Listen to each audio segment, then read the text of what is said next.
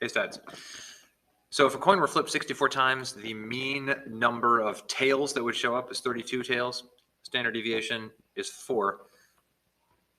I labeled normal distribution curve for us, and using this, go ahead and answer these 3 questions. Hit pause till you got your answers, and then I'll rejoin you. All right, well, between 32 and 36 is 34% of the time, exactly. We got that from our rule of 68, 95, 97, 99.5. The second two, typically people guess 17% for each. I mean, it's your guess, right? Maybe you said that, maybe you didn't. Let's take a closer look. So if we take that 34% region of the bell curve, we got essentially 2 approximately trapezoidal shapes. There's a blue one and there's the orange one. Would those 2 trapezoids have equal area? Well, no, because the blue one we can see is larger than the orange one, right? So let's back up. As far as guesses go, a guess of 17% is a great guess, but those are not both the same. So they can't both be 17%. Which brings us to the topic for today, which is a z-score. So a z-score we're going to learn today is a way we'll be able to get probability for an event that lands somewhere in between those bell curve distribution markings that we've learned about before. So learning target, you'll be able to use z-scores on standard normal distribution.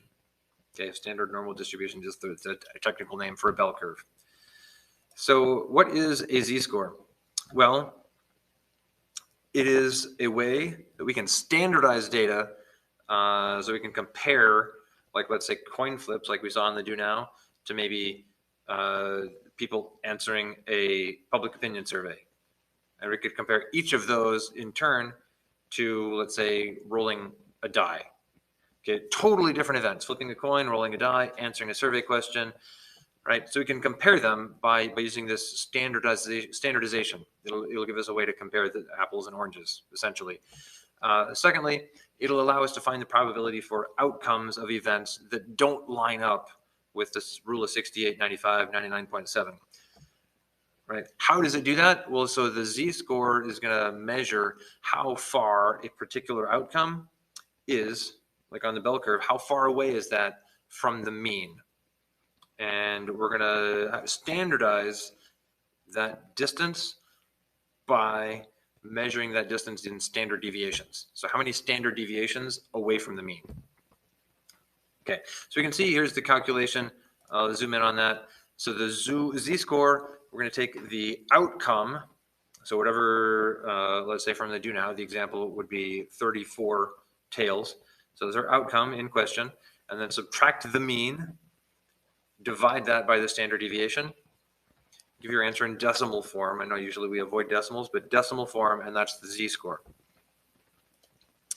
So we've seen this before. This is the rule of 68, 95, 99.7. So we're trying to get away from this today because there's some limitations to it. But take a closer look. All of these markings along the x-axis that we saw from last time actually are z-scores, right? Right here in the middle, we got the highest probability. That's the top of the bell curve. 0 standard deviations away from the mean. We haven't gone anywhere. That is the mean. So our distance away from the mean is 0. And if I go to the right by 1 standard deviation, that's a z-score of 1. If I go to the right a second standard deviation, that's a z-score of 2, and so on.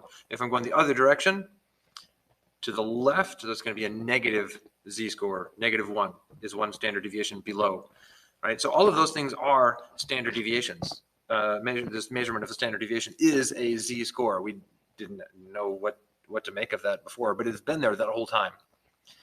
So one last thing we can do with a z-score is we can easily determine whether something is a normal high probability occurrence or whether something is unusual. And so the cutoff is 2 standard deviations above, 2 standard deviations below.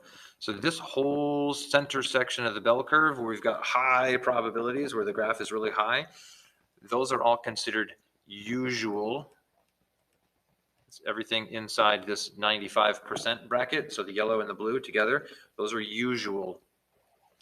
Anything outside of that is considered unusual, because on the bell curve, we can see the probability is really, really small, right? It's not a good thing or a bad thing. It just means it's not likely to happen. It doesn't happen very much, right? So either side, unusual.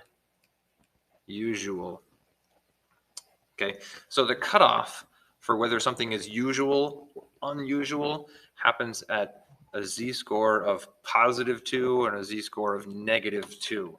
So anything inside that range, +2, -2, is usual. Anything outside that range is unusual.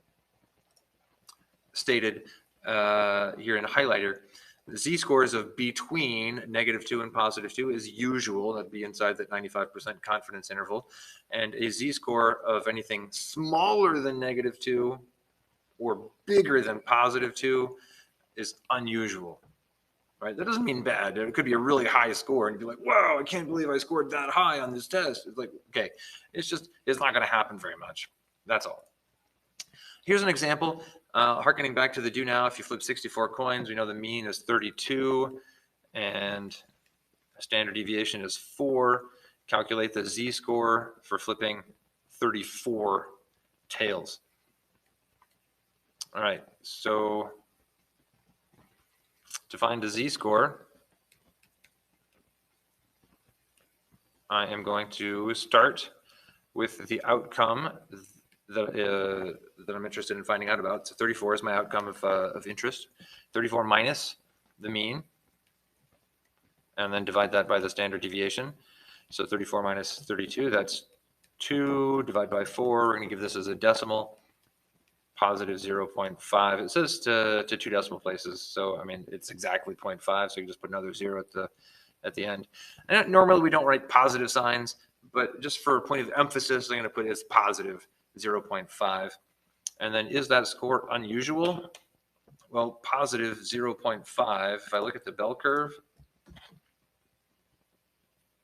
it's going to be right here. And that is definitely inside the usual range, right? 0.5 is smaller than 2 is another way of saying that. So usual, that is a usual event.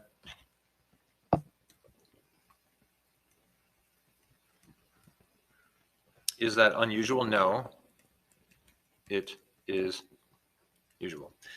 It's kind of weird. We could say it's not unusual, and that actually is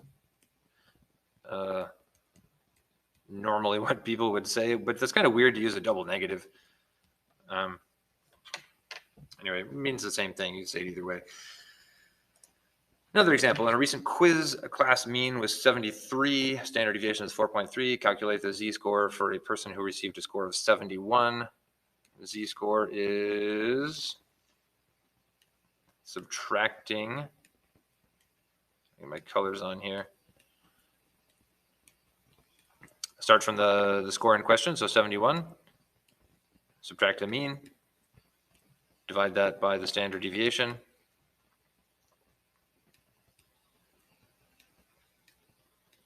(73) 71 minus 73, that's -2. Divide that by 4.3, and I'm going to get -0.47. Okay, so is that score unusual? No. It's inside that +2, -2 range, so that is not unusual.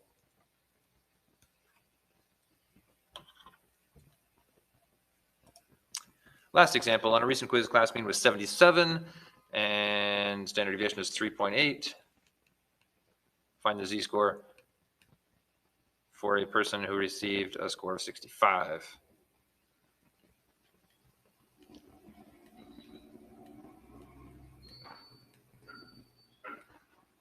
Okay, so start with the 65, subtract the 77, and then we'll divide that by 3.8. 65 minus 77 is -12. So make sure we keep track of our positives and negatives, because that's going to tell us basically which side of the bell curve we're on, which is going to be an important thing. Divide this by 3.8. So that's going to be -3.16. Is this score unusual?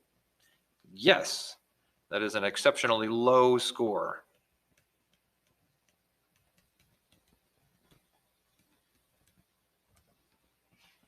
Right, 3 standard deviations plus some change below the mean. I mean, that's a long way below average. So on the bell curve, that'd be someplace way over here, and that is in the unusual range.